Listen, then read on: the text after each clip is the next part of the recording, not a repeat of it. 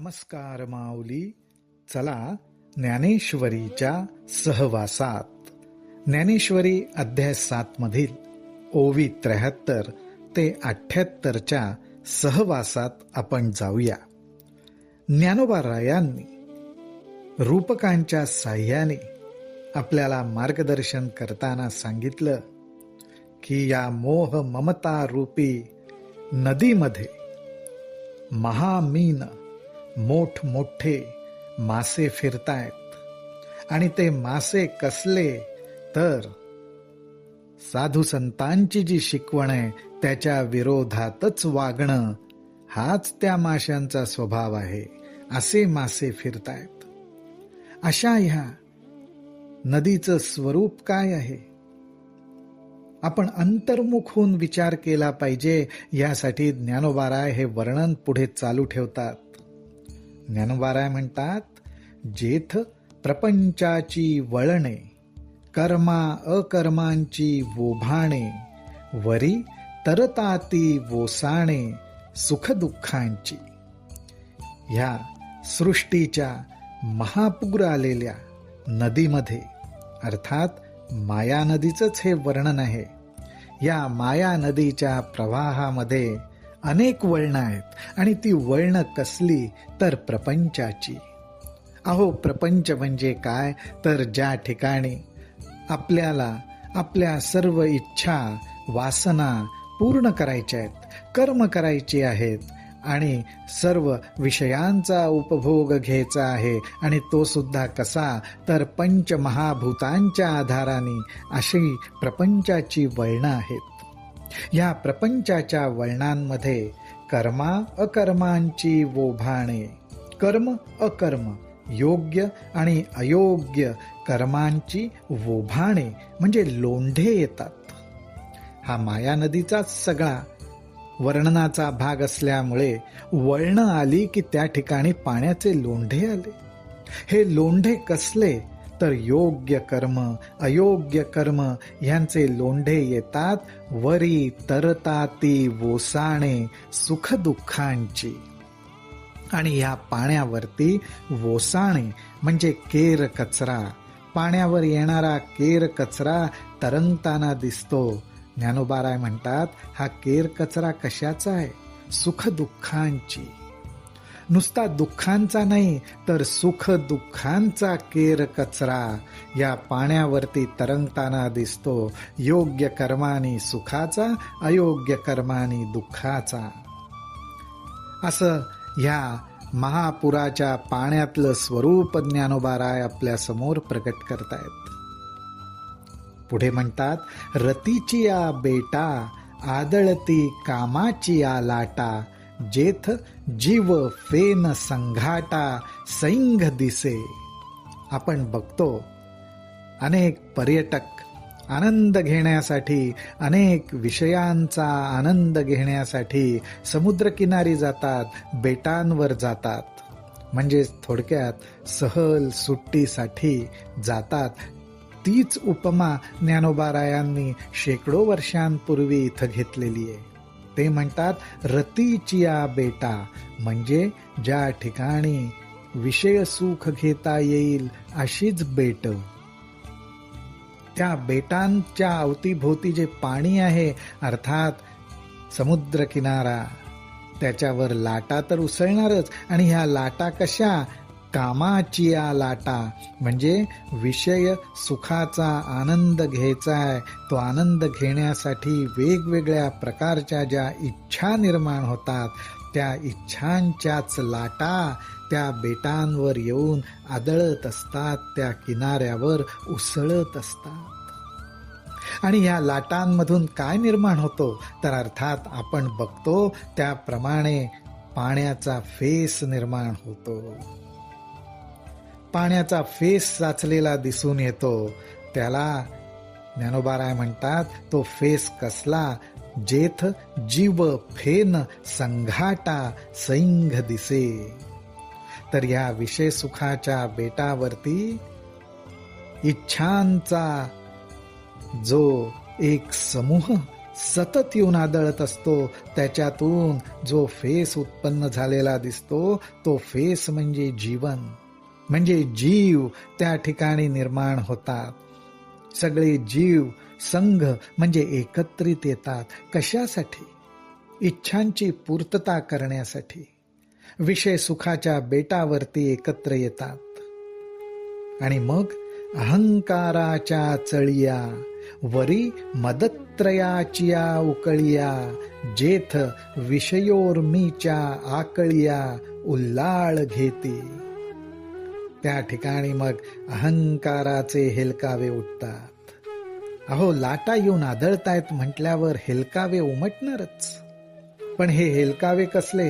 तर अहंकाराचे हेलकावे. प्रत्येकाच्या ठिकाणी जो अहंकार आहे तो अहंकारच उचंबळून वर येतो, त्याचेच हेलकावे. आणि त्या ठिकाणी माऊली उल्लेख करतात मदत्रयाचिया. या जीवाच्या ठिकाणी मद आहे आणि हा मद 3 गोष्टींमधनं प्रगट होतो. तो मद कुठला? मद म्हणजेच अहंकाराचं रूप आहे. ते 3 प्रकारे प्रगट होतं. उकळिया, उचंबळून वर येतं. आणि ते 3 प्रकार कुठले? धन, विद्या आणि सामर्थ्य. पैसा, विद्या म्हणजेच ज्ञान आणि शक्ती, या 3 गोष्टींचा मद जीवाला होतो. त्याच्या उकळ्या फुटायला लागतात. आणि त्याचं कारण एकच असतं, माझी जी इच्छा आहे ती मला पूर्ण करायची आहे आणि ती कशीही करून मी पूर्ण करणारच. कारण का? तर धन, विद्या आणि सामर्थ्य ह्याचा प्रगट झालेला मद. त्यामुळे अनेक विषय उर्मी त्या ठिकाणी प्रगट होतात. उल्लाळ घेती म्हणजे उंच उंच लाटांसारख्या या विषय उर्मी प्रगट होतात. त्याचबरोबर उदयास्ताचे लोंढे, पाडित जन्म मृत्यूचे चोंढे, जेथ 5 भौतिक बुडबुडे होती जाती. काय अप्रतिम रूपक ज्ञानोबारायांनी या ठिकाणी आपल्या समोर प्रगट केलेलं आहे. ते म्हणतात, ज्याप्रमाणे सूर्योदय आणि सूर्यास्त, उदय अस्ताचे लोंढे सतत चालू आहे. सूर्यनारायणाच्या ठिकाणी आपल्याला सूर्योदय आणि सूर्यास्त याचा भास होतोय, याचा अनुभव येतोय. आणि हा सूर्योदय आणि सूर्यास्त कसला? तर जन्म आणि मरणाचा. सूर्यास्त झाल्यावर आपण निद्रिस्त होतो, सूर्योदयाच्या वेळी उठतो. पण त्या मधल्या काळामध्ये अनेक जीव अस्ताला गेलेले असतात, अंतर्धान पावतात. सूर्योदय झाल्याबरोबर नवीन दिवस उजाडतो. या सृष्टीमध्ये अनेक नवीन जीव निर्माणही झालेले असतात. असे जन्म मरण रूपी आपल्याला अवस्था दिसतात. जेथ 5 भौतिक बुडबुडे होती जाती. आणि हे काय? तर अनेक जीव. 5 भौतिक म्हणजेच देहरूपी अनेक जीव. आणि ह्या जीवांना उदाहरण कसलं दिलंय? तर पाण्यावरच्या बुडबुड्यांचं दिलेलं आहे. बुडबुडे होती जाते. अहो, पाण्यावरचा फेस, पाण्यावरचे बुडबुडे, त्यांचं आयुष्य ते किती क्षणभंगूर.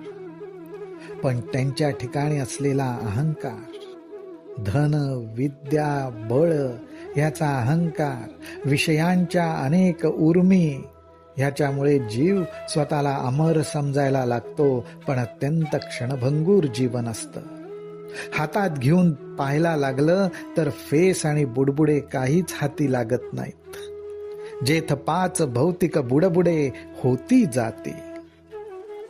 संमोह विभ्रम मासे, गिळित धैर्याची आमिषे, तेथ देवडे भोवत वळसे अज्ञानाचे. ज्ञानोबाराय या माया नदीचं वर्णन करतायत. या माया नदीमध्ये ज्याप्रमाणे मोठमोठे महामीन आहेत, त्या महामीनांबरोबरच अनेक प्रकारचे मासेही आहेत. हे मासे कुठले? तर मोहात पाडणारे, बुद्धीला मोहात पाडणारे म्हणजेच योग्य काय अयोग्य काय हा संमोह बुद्धीला निर्माण करणारे मासे आहेत. बुद्धीला भ्रमित करणारे मासे आहेत. अशा वेळी मला मोहात पडायचं नाही. मी माझ्या बुद्धीचा भ्रम होऊ देणार नाही, म्हणून आपण आपलं बळ एकवटून धैर्य दाखवतो. तर माऊली म्हणतात, गिळीत धैर्याची आमिषे. माशाला पकडण्यासाठी आमिष दाखवलं जातं. तर माऊली म्हणतात, हे आमिषच, धैर्यरूपी आमिषच हे मासे गिळून टाकतात.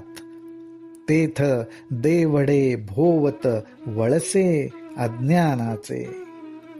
असे हे महाभयंकर मासे या नदीमध्ये आहेत आणि त्याचबरोबर या नदीमध्ये अज्ञानाचे भोवत वळसे, वेडे वाकडे वळण सुद्धा फिरत असतात. या अज्ञानरूपी वळणांनीच आपण जात असतो.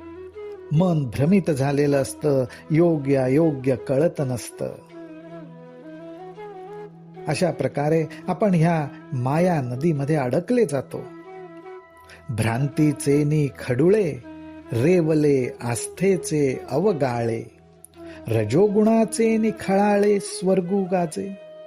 ज्ञानोबाराय म्हणतात की ही भ्रांती कुठली, तर मी देह आहे, मी जीव आहे असं आपण समजणं, हीच ती भ्रांती. ह्या देहाच्या आधाराने विषयांचा आनंद घेण्यासाठी मी सतत धावत राहतो. हा मोह. माझ्या इच्छा पूर्ण करणं ह्यातच माझा खरा आनंद आहे असं समजणं, हे सगळं अविवेकाचं, भ्रमाचं, भ्रांतीचं लक्षण आहे. आणि एवढंच नाही तर ह्याला खरं मानणं, हा मूर्खपणा सुद्धा अज्ञानाच्या जोरावर जीव करतो.